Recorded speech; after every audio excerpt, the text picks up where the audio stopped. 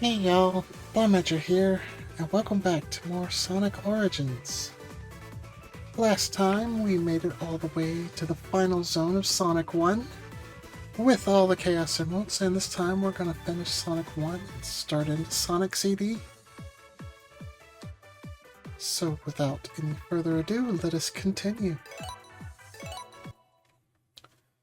Scrap Brain Zone can be a dangerous zone if you're not careful. It can also be kind of long if you don't really know which way you're going, and speaking of, I wanted to go down.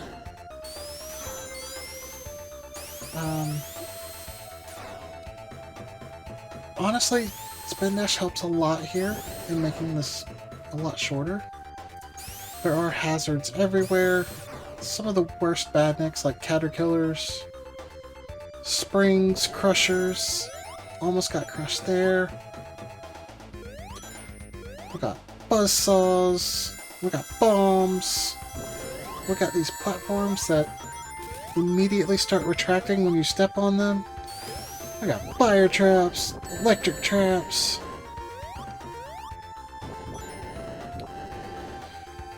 Balls and chains. Honestly, I'm not even worried about the rings. Speaking of, you cannot get a big ring to appear in Scrap Brain Zone at all. So if you were hoping to get that last emerald or two that you were missing here, you are out of luck. Starlight Zone Act 2 is the last chance for that. We do have this new badnik here. A little pig guy that shoots bombs out of his chest. But if you know what you're doing, the level goes by pretty quickly.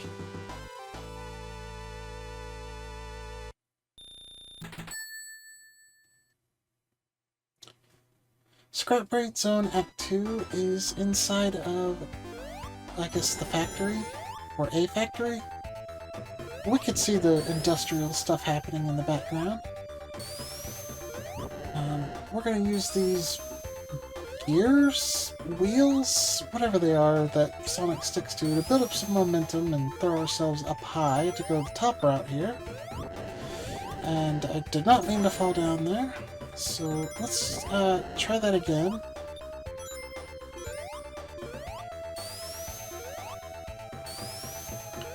Hit that switch to extend the bridge, and let's time it a little better this time. And let's avoid the ball and chain. Oh, there's a shield up there. I don't think I realized I was up there. We're gonna immediately lose it because I ain't got time to wait around for this stuff. We do have crushers here, so just use the spin dash to get past these.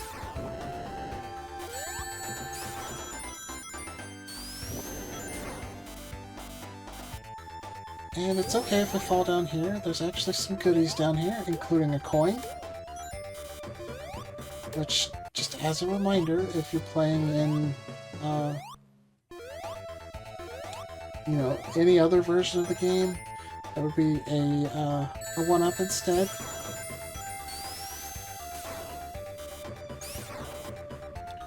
Can't go up here, so we have to go down. Avoid the caterpillars, and let's just spin dash to the end. Spin it to win it, right? And that's Act 2. Not too bad if you know what you're doing. Again, this zone can be a lot longer and a lot harder, particularly if you take the quote-unquote bog standard path. But anyway, what's going on here? Big man's up to something. Oh, you cheeky devil. Making the floor fall away. Anyway, welcome to Labyrinth Zone Act 4. But much like Labyrinth Zone Act 1, let's retry that again. Welcome to Labyrinth Zone Act 4. Much like Labyrinth Zone Act 1. Once again from the top. Welcome to Labyrinth Zone Act 4. There we go. Much like Labyrinth Zone Act 1, there's a massive shortcut if you can beat that starting platform into the gap that it ends up covering when it reaches its resting point.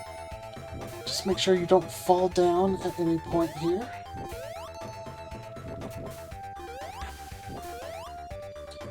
Don't fall down here and take the bait that those rings set, because the way we want to go is over here. And this is basically the end. Once we get past this burrow bot, jump on the spring, and that's it. Well, welcome to the final zone. This is the final boss. As final bosses go, it's a bit underwhelming. It's just Eggman and these pistons. 2 of them will come down at a time, so you have a 50% chance of guessing which one it is. And then, after the pistons come out, then he tries to zap you with these electric sparks. The Genesis version tended to have patterns where the sparks were more spread out than this, but they seem pretty evenly spaced in this one.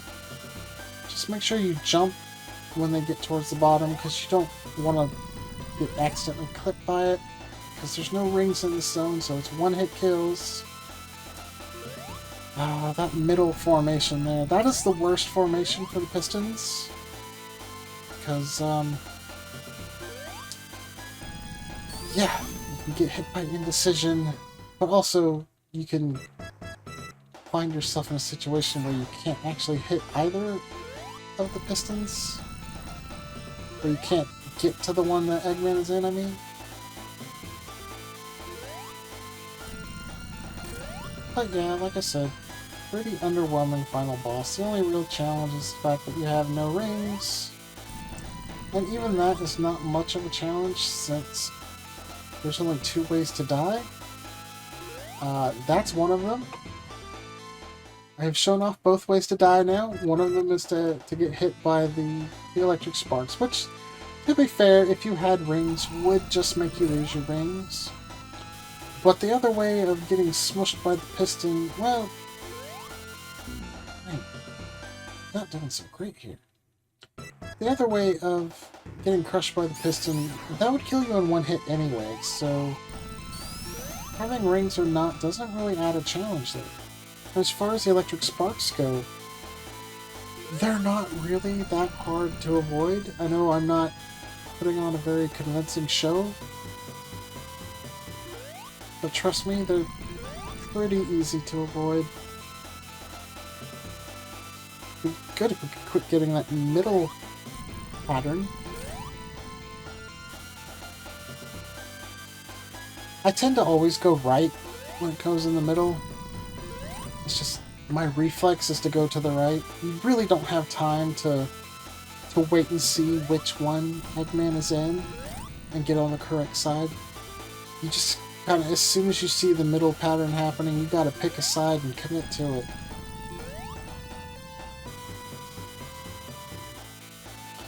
But like any other Eggman fight, it just takes 8 hits to defeat him.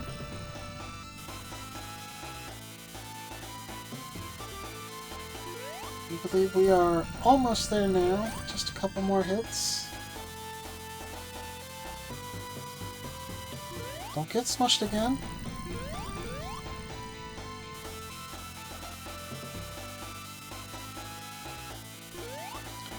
Maybe 1 or 2 more hits.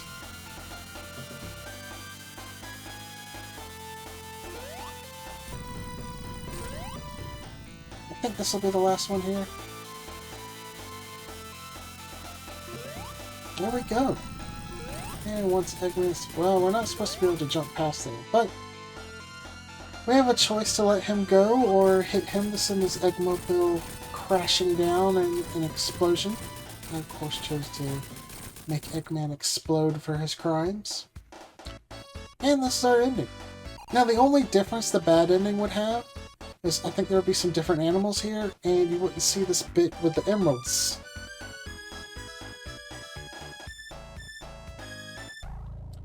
And now we get a nice medley while we see some demos of all the levels, and the credits roll.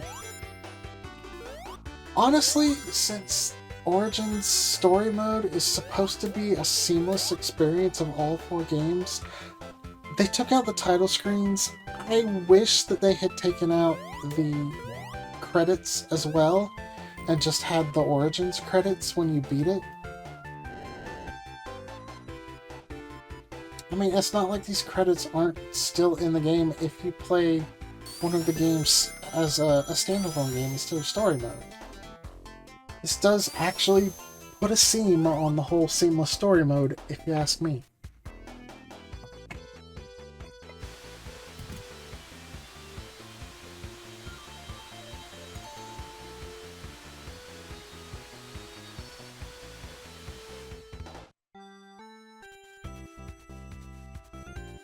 But one thing I do like about Sonic is these ending credits themes being medleys of all the level music. It's a really nice way to kind of reminisce over the adventure you've been on while the credits roll. Not all Sonic games do this, but almost all of the early ones did, and it's something that they revisited in some of the more recent titles like Sonic Generations.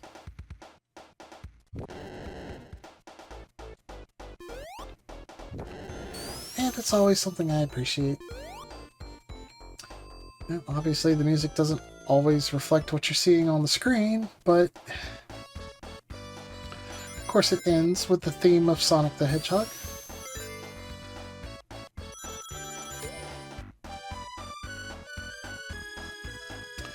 And we get our ending with Eggman angrily jumping on the word end. If we had the bad ending, he would instead be tossing the Chaos Emeralds we didn't collect from hand to hand over his head while laughing at us. But there's really not much difference between the good and bad end.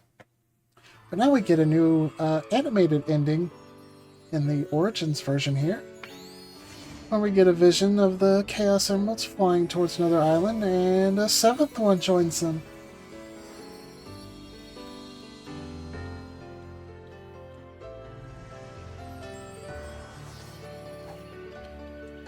But for now, South Island is safe. And we get a new animated intro for Sonic CD. Which, Sonic CD already had an animated intro, and we'll see that after this one. And we get to see Amy Rose for the first time, playing with her tarot cards.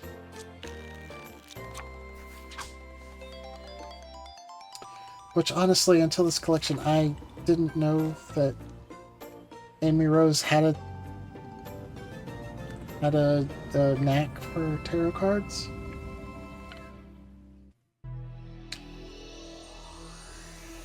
And I'm just gonna let y'all listen to this choice song here.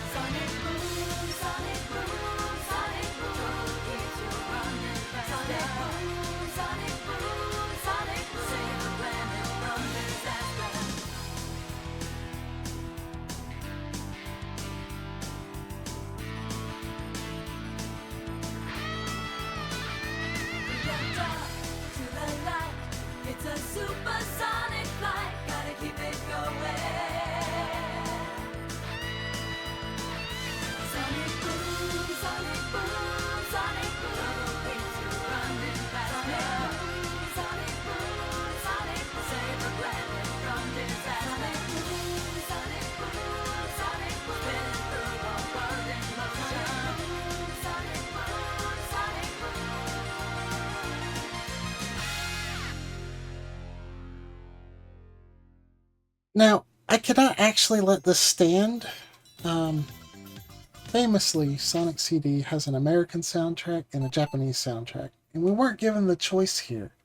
And that's because Sonic Origins in Story Mode is going to go by whatever soundtrack is selected in the standalone Sonic CD, which by default, oh, by the way, beating Sonic the Hedgehog, whether you do it standalone, classic mode, or in anniversary, in the story mode, unlocks mirror mode.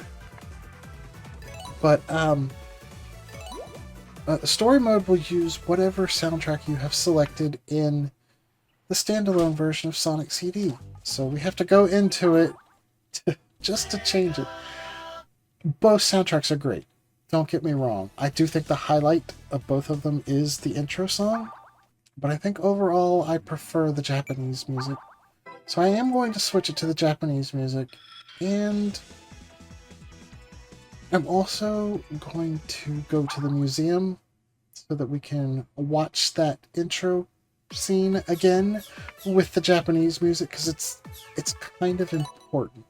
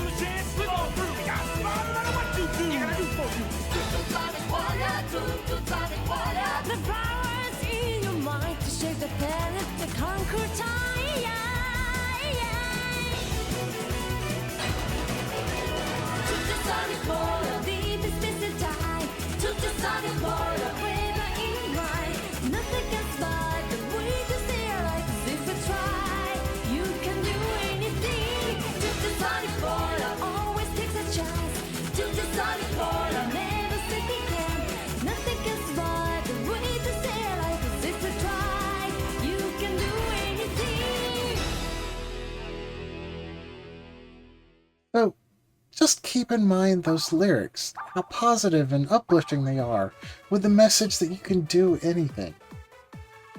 There's a bit of a theme with the lyrics in Sonic CD, and that intro song's lyrics will pay off when we get to the final stage. Just keep it in your mind until we get there.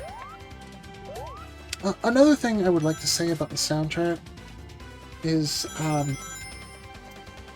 you know, when it comes to music in Sonic Origins, you probably only hear people complain about the 3 songs that got changed in Sonic 3, but you don't hear anyone talking about how the lyrics got restored to the Japanese soundtrack of Sonic CD. This version of Sonic CD was based on, I believe it came out in 2010, the Taxman version of Sonic CD, which was, you know, a remake from the ground up with the widescreen and quality of life upgrades and stuff. It's essentially the same as what we're seeing here. This just has a few changes to it for this collection. One of those changes is the Japanese soundtrack with the lyrics, because I guess it must have been a licensing issue or something, but all the lyrics were removed from all of the tracks in the standalone version of Sonic CD. And that's just a shame. If you do play the standalone version, then I probably would say the American version is the better soundtrack there. But, I'm showing off the main gimmick of the game here, which is the time travel. If you hit one of the signposts that says past or future, and you build up enough speed and then maintain that speed for a few seconds, you'll actually go into the past or the future. Every single zone has a past version, a present version, and 2 future versions. A good future and a bad future. By default, all the futures are bad. There are 2 ways to get a good future. if you get the time stones, there's 7 of them. That's what you're collecting in the special stages instead of Chaos Emeralds. If you collect all of them, then all futures will be good, including ones that you've already gone past. And this will lock you into the good ending. Now, the only requirement to get the good ending in this game is to get all good futures. So the other way to get the good future is to find the roboticizer in each Act 1 and Act 2 and destroy it. You can see it in the present and in the bad future, but you can't do anything to it unless you're actually in the past. And I did not mean to take that hit because I do still want to get the time stones. That is the method that we're going to take to get the good ending here. I won't be showing off where all the roboticizers are, because once I get all the time stones, the rest of the roboticizers in the game disappear. You really do have to pick. I mean, you can plan it out so that you destroy all the roboticizers and get the time stones, but it's a little tedious. I'd rather go fast, and the time stone method is the way to go if you want to go fast.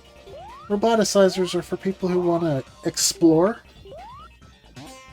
And that's kind of one of the things that sets this game apart.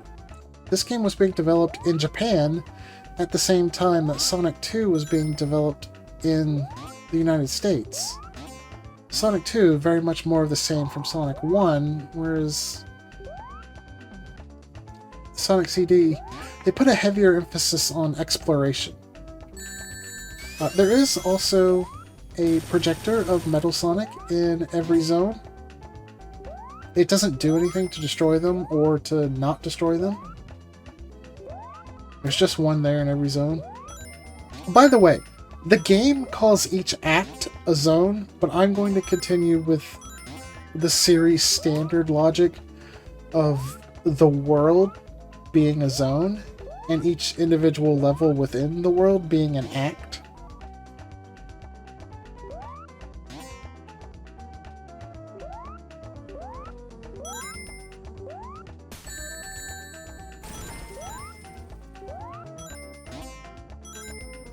Unfortunately, I also won't be able to show off every good future and bad future. I probably won't even show off every past, because since I'm getting the time stones, I don't need to go to the past ever. I can just get my 50 rings, go to the goal, and get my time stones, and never have to worry about the time travel mechanic. One thing that is worth mentioning in this game is that Sonic CD did actually introduce the spin dash. I think Sonic CD came out shortly before Sonic 2 did. I might be wrong on that.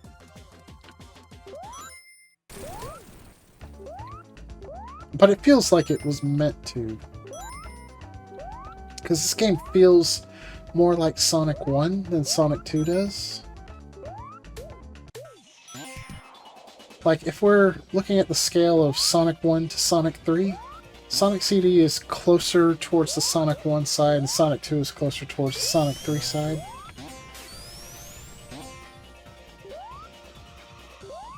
I am having trouble remembering where the roboticizer is here.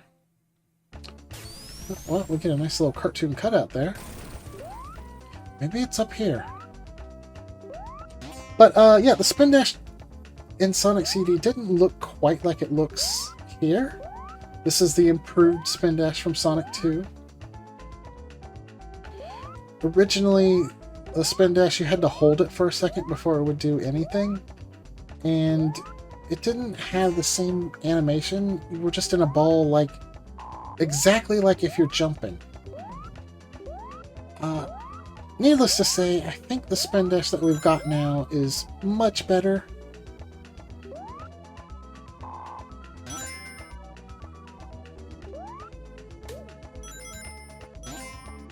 But, there's a reason that we, have kind of a gimped spin dash. And there's a roboticizer right there. Once you destroy it, all the badniks in the past will immediately be destroyed. I think they'll still be there if you go back to the present, which I'm going to try to do, because there's something I want to show off that's only in Act 1 of this stage.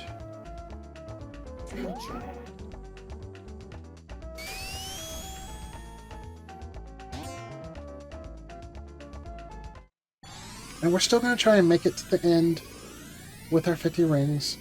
Just be careful when you time travel, because if you have a shield, the game does wipe out your shield.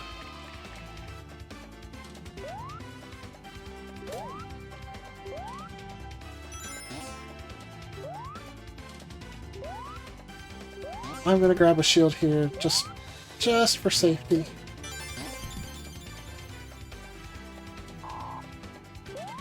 I would like to see if I can find a future sign. Losing my shield so quickly, I'd rather not risk it. I think I'm just going to head on towards the end of the stage. That is a pass sign. Yeah, this is what I wanted to show. Amy Rose is here, and she will hold you and hug you, and that actually immobilizes you. You have to jump to get out of it. Anyway, we go towards the goal and jump into the big ring, and that'll take us to the special stage. Because we destroyed the roboticizer, it says we made a good future in Zone 1. Which, again, it's Act 1. I don't know what they actually call the zones, since they call the acts zones. Anyway, here's the special stage. The objective here is to jump into all the UFOs to destroy them. They can give you various items like rings and speed boots, but honestly, those items are kind of pointless here. The rings, I think if you have none, you get like majorly slowed down if you hit a trap. The speed boots, they give you a temporary boost of speed. The main thing here is hit the UFOs and avoid jumping in the water because that drains your time really fast.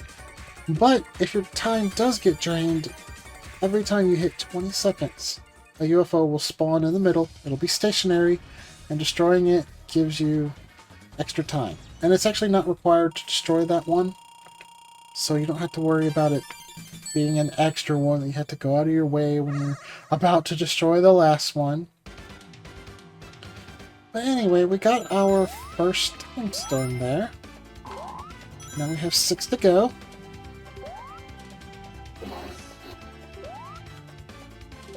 I might try to show off a good future, but I don't know, I'm not sure.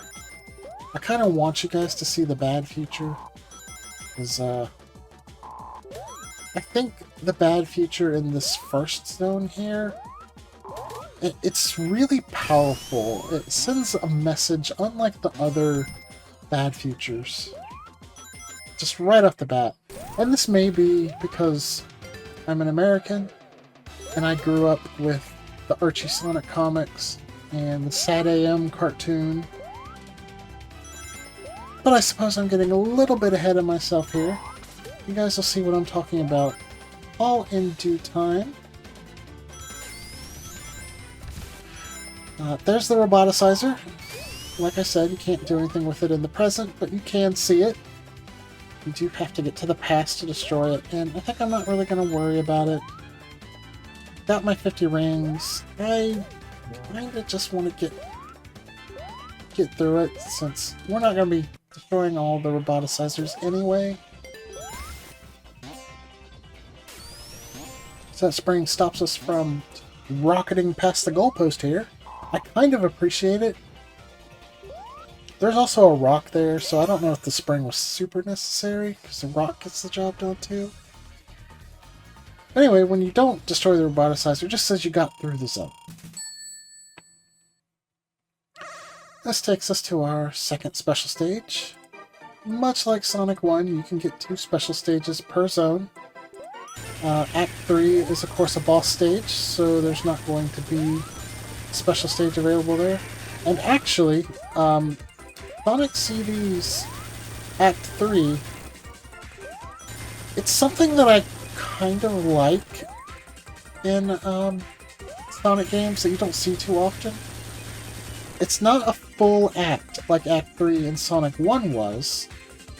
It's just a really short, like really short lead up to the boss. You know, with rings and item boxes and a couple of hazards, but like it's super short. It's really a boss stage with a small lead up, and I like that a lot more than having a stage that's just a boss by itself, or having the boss at the end of a full stage. Anyway, this is the bad future for Palm Tree Panic. It is a toxic waste dump, and it's very reminiscent of Robotropolis in the Archie comics, or the Sad AM cartoon. And it really shows you what Eggman's going to do if he's not stopped. He's just going to absolutely destroy this planet for his own ends. Anyway, this boss is a total joke if you get behind it when it lands. It only takes 3 hits, which is kind of unusual. Sonic CD is not the same as the rest of the series when it comes to how many hits it takes to defeat Eggman. It's only 3 on this stage. There's one where you only have to hit him once. But anyway, that does it for Palm Tree Panic, and I think we're going to end this episode off here. So, if you have enjoyed watching this episode, please leave me a comment. I'm going to talk about comics so much I'm getting my words mixed up. Leave me a comment, smash that like button, subscribe if you want to see more, and I'll see you guys next time.